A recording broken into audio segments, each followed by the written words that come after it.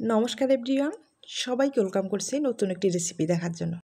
আশা করি আপনারা সবাই ভালো আছেন এবং সুস্থ আছেন। আজকে শুকনো চালের গুঁড়ো দিয়ে একটা ডিজাইনার পিঠা রেসিপি নিয়ে আসলাম। এই পিঠাটা তৈরি করা কোনো রকম ঝামেলা নেই, একবারে কম সময়ে এই পিঠাটা তৈরি করা যাবে। আর পিঠাটা একবার তৈরি করে পুরো বছর সংরক্ষণ করেও খাওয়া যাবে। চলুন এবার মূল রেসিপিতে যাওয়া যাক, আশা করি আপনাদের ভালো লাগবে। পিঠাগুলো তৈরি করার জন্য প্রথমে আমি চালের গুঁড়োর একটা ডো তৈরি করে নেব। কড়াইয়ে পরিমাণ মতো জল দিয়ে দিলাম আর সামান্য পরিমাণে একটু লবণ ব্যবহার করলাম। এবার জলটাকে ভালোভাবে বলক নিয়ে আসতে হবে।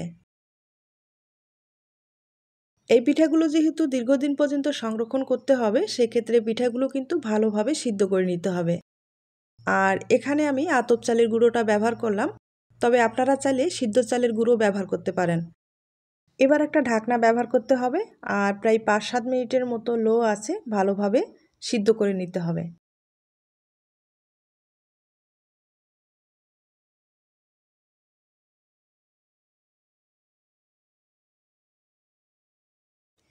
আমি ঢাকনা দিয়ে প্রায় 5-7 মিনিটের মতো লো আছে ভালোভাবে সিদ্ধ করে নিলাম।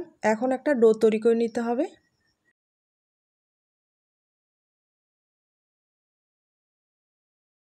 এবার ডোটাকে খুব ভালোভাবে মথে নিতে হবে, একবারে সফট একটা ডো তৈরি করে নিতে হবে।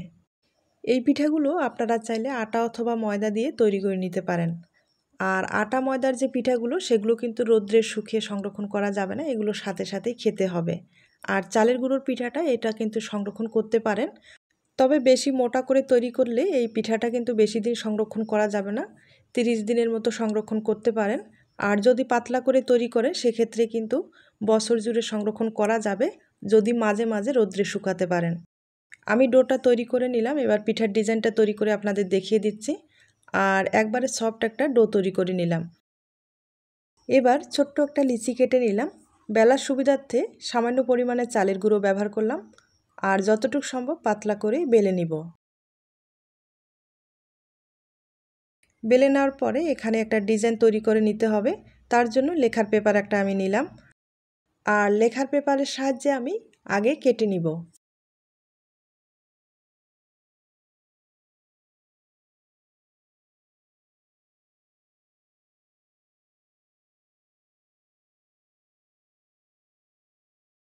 আমি পিঠাটাকে খুব ভালোভাবে কেটে নিলাম।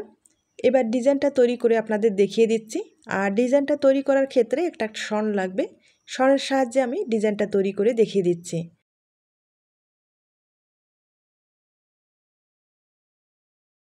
পিঠার মাঝখানে আগে একটা ফুল রেখে নিব আর এরপরে সাইডের ডিজাইনগুলো তৈরি করে দেখিয়ে দিচ্ছি।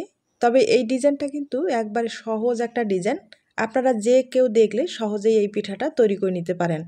আর পিঠাটা তৈরি করতেও কিন্তু সময় লাগে না, শুধু একটা যদি শন থাকে ঘরে।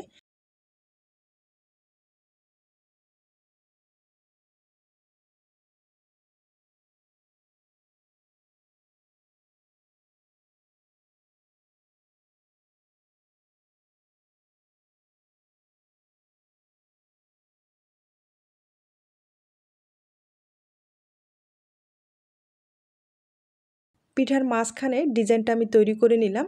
এবার সাইডের ডিজাইনটা তৈরি করে আপনাদের দেখিয়ে দিচ্ছি।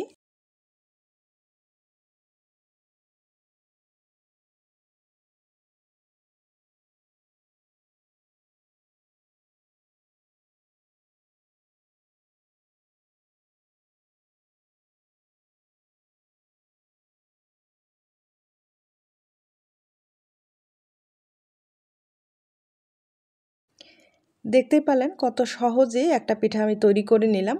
পিঠাটা তৈরি করা কিন্তু কোনো রকম ঝামেলা নেই, শুধু একটা শন থাকলেই এই পিঠাগুলো তৈরি করা যাবে। একইভাবে আমি আরেকটা পিঠা আপনাদের তৈরি করে দেখিয়ে দিচ্ছি।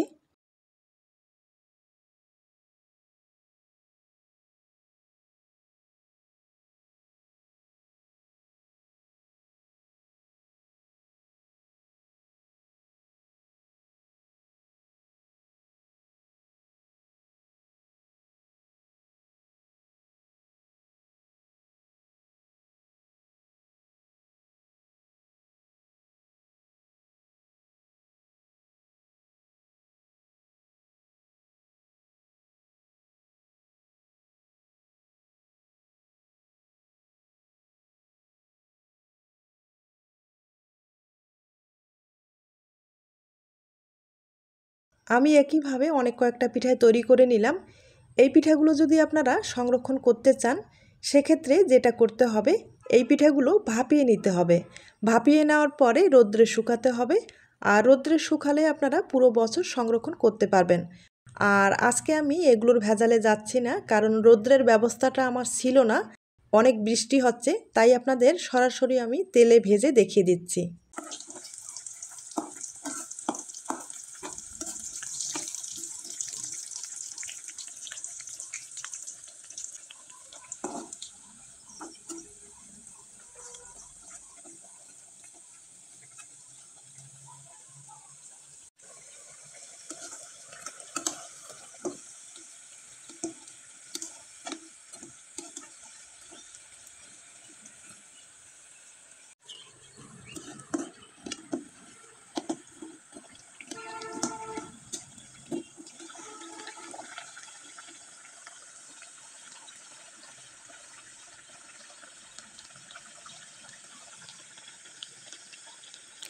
পিঠাগুলো আমি হালকা আছে একবারে মুচমুচে করে ভেজে নিলাম।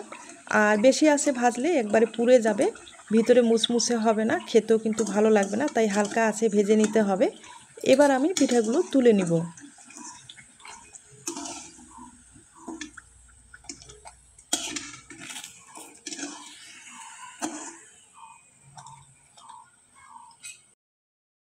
পিঠাগুলো দেখতেই পাচ্ছেন ভাজানোর পরে কত সুন্দর একটা কালার এসেছে, আর একবারে কিন্তু মুচমুচে হয়েছে। আপনারা চাইলে এভাবে ভেজে নেওয়ার পরে 1 সপ্তাহ পর্যন্ত রেখে খেতে পারেন। আর একবারে কিন্তু মুচমুচে করে ভেজে নিতে হবে। আমি সবগুলো পিঠাই ভেজে নিলাম, এখন আপনাদের ভেঙে দেখিয়ে দিচ্ছি। তবে পিঠাগুলো কিন্তু একটু গুড়ের শিরা হলে বেশি ভালো লাগবে খেতে। আমি গুড়ের শিরা তৈরি করে রেখেছি, সেগুলো উপর থেকে একটু ছড়িয়ে দিচ্ছি। তবে আপনারা চাইলে চিনির শিরা তৈরি করেও দিতে পারেন, তাহলে পিঠাটা খেতে ভালো লাগবে। দেখতেই পারলেন কত সহজে পিঠাটা তৈরি করা যায়।